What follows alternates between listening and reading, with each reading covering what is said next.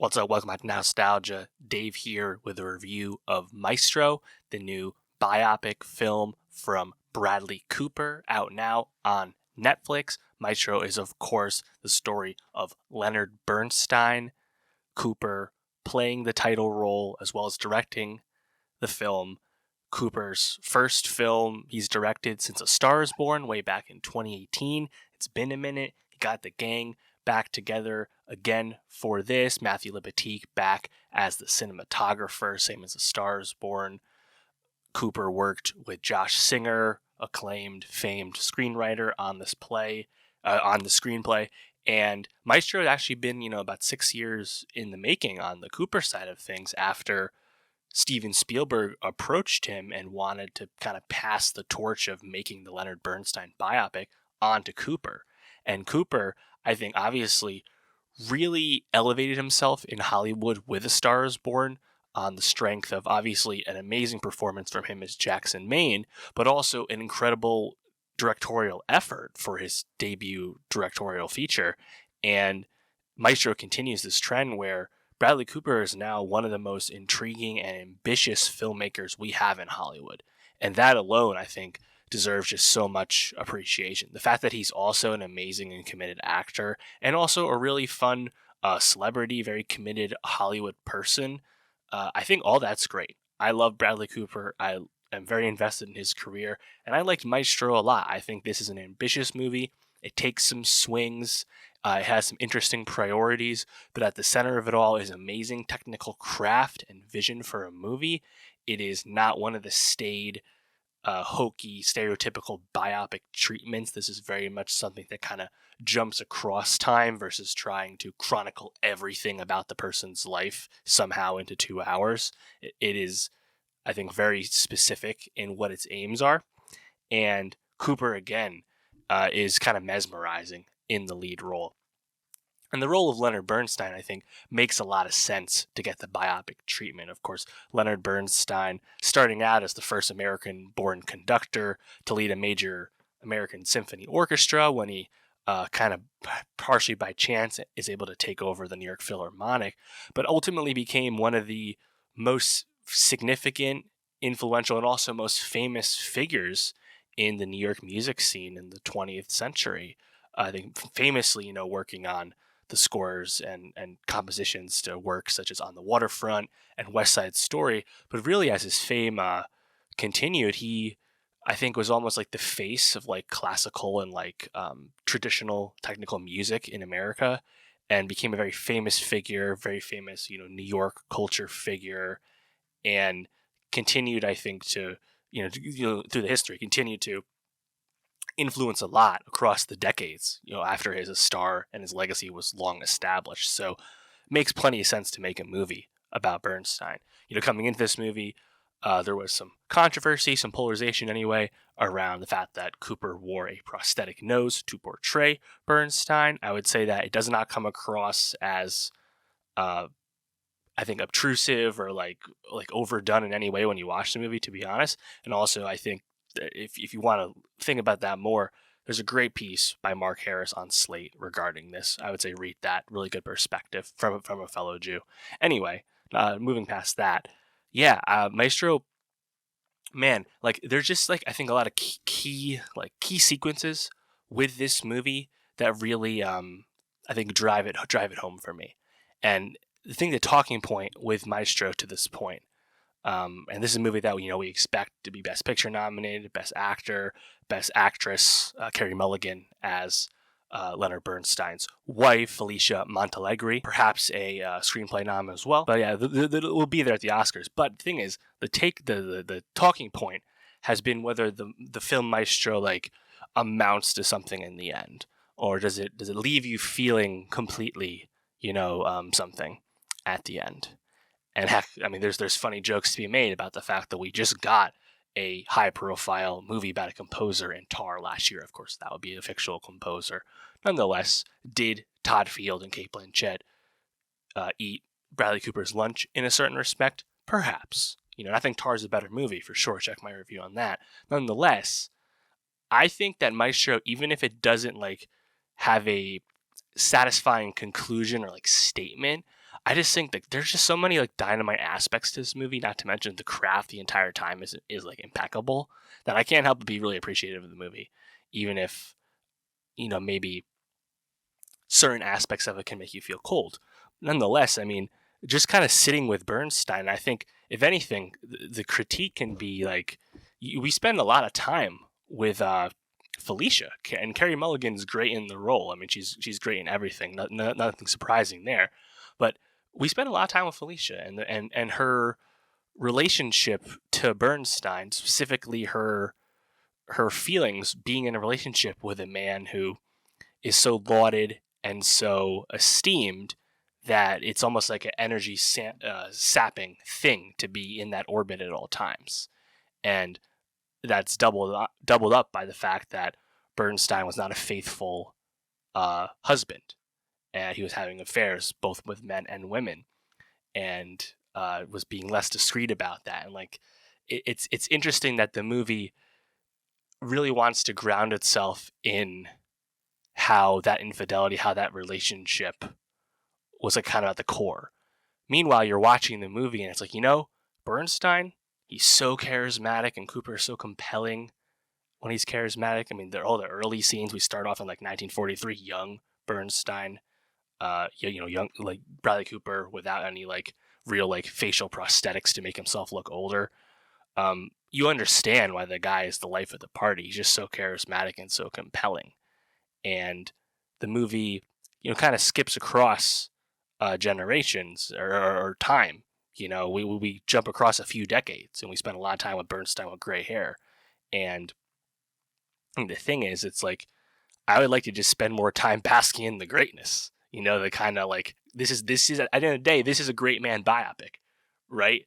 That's why we have this movie, because this is legitimately great man with an impeccable legacy, and yeah, like a lot of great men, has some deep character flaws personally.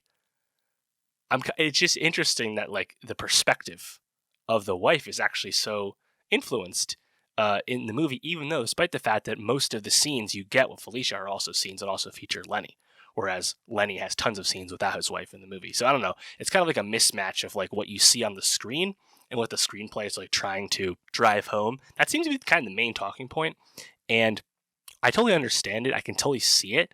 But again, like I'm very willing to look past that. Again, like, man, there are just some moments, man. Like, and just kind of jumping through the plot, but like when they have the fight on Thanksgiving Day, they're on their like immaculate like apartment on the parade route in New York, and like the dialogue between those two, it's so fast, and just like listening to Felicia just tell like Lenny why he's fucking up so much after he comes to see the family late on Thanksgiving morning. Like that scene is kind of wowing you, right?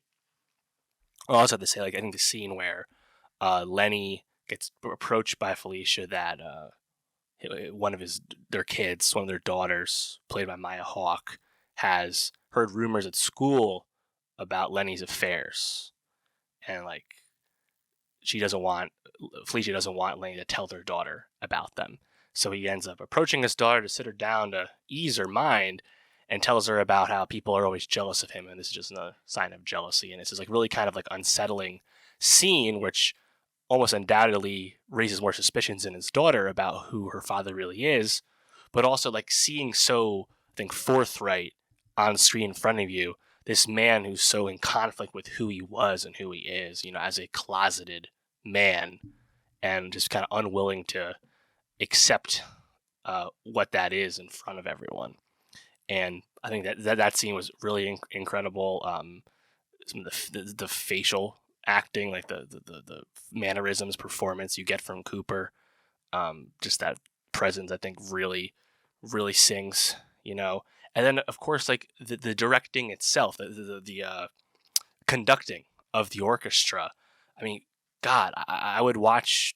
Cooper looks so compelling and so confident and so accurate and real doing it, and you see it a few times, but one of those probably the highlight, perhaps the highlight of the whole movie, I think one of the best scenes of the whole year, is when Leonard Bernstein did the one of the classic symphonies in the past at a English cathedral, and it's being held inside the cathedral.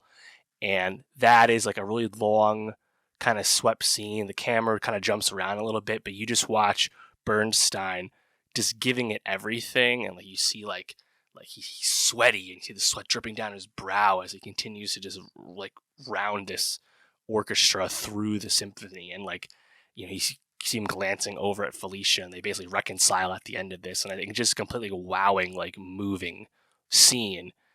And it's also so propulsive because I think the music of it all, and the fact that you're watching Bernstein like physically articulate the music as he's conducting, like that's just dynamite shit, man. Like not a lot of people can pull off scenes like that.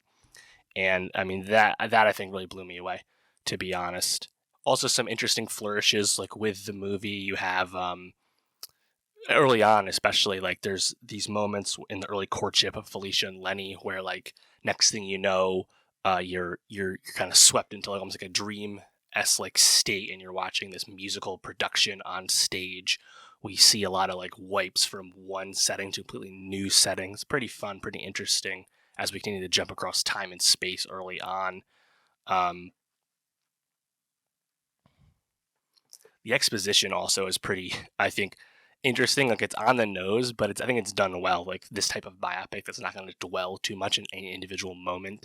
You have like, I believe it's the Ed Sullivan Show, some other interview aspects where like kind of get data dumped on the audience about Bernstein's accomplishments and his accolades and his steps in his career to that point. And if anything, it'd be fun if this movie spent a little bit more time like taking a pause and spending time with like him as the musical genius, because it really kind of moves past that, just kind of accepted, and that's how he's treated by everyone in the film. But you don't spend a whole lot of time with him as like the composer, the genius mind, musical mind, as much. And when you do see him, like at the end of the movie, where he's like helping a young aspiring conductor get something down with his group, on one hand, it's there to highlight that he was still active in the arts community at an older age after his wife had passed. But really, it's there to highlight that he also was someone who would philander with younger students in the club afterwards. And it was someone who commanded great power, but also perhaps wielded that influence in an inappropriate manner, you know? So I think it's a movie, and a movie with priorities that have a lot of contradictions and differing priorities, much like, I guess, Bernstein himself. And, through two movies, you can kind of see Bradley Cooper putting himself in these movies about the troubled artist, the artist who, like Bernstein says this a few times in the movie, where it's like, I feel like you haven't accomplished anything. You haven't done enough. You haven't made enough work. And you have to feel like Bradley Cooper, a guy who became a director later in his career, clearly is feeling that about himself, So I really can't help but appreciate everything that's gone on with Maestro to get us to this point. And I think it was a really triumphant movie, and even if I think some of the Felicia stuff is perhaps a bit distracting or a bit repetitive, I guess you could say, it sounds a little harsh.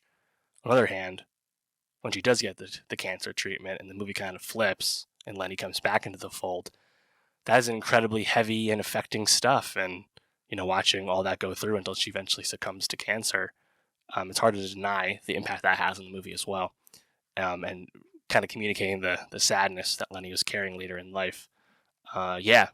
Also, I couldn't help but love at the end when you have Bernstein kind of rolling up to his house and he's blasting, or he's either blasting in his car radio or it's literally just a needle drop where you hear the REM lyric drop from End of the World. Leonard Bernstein, like it's like so on the nose and almost like takes you out of the movie, but I laughed because it's just kind of a funny, obvious reference. But yeah, Maestro, it's a banger. And Bradley Cooper, I hope he continues to direct and does all kinds of stuff. And it's a guy who clearly wants praise and recognition for his art, and I'm happy to give it to him. But let me know, how did you feel about Maestro? Would you feel about the movie's priorities? Did you like how it split up its time and what it tended to focus on? Let me know. And for more movie reviews, subscribe, and I'll see you next time.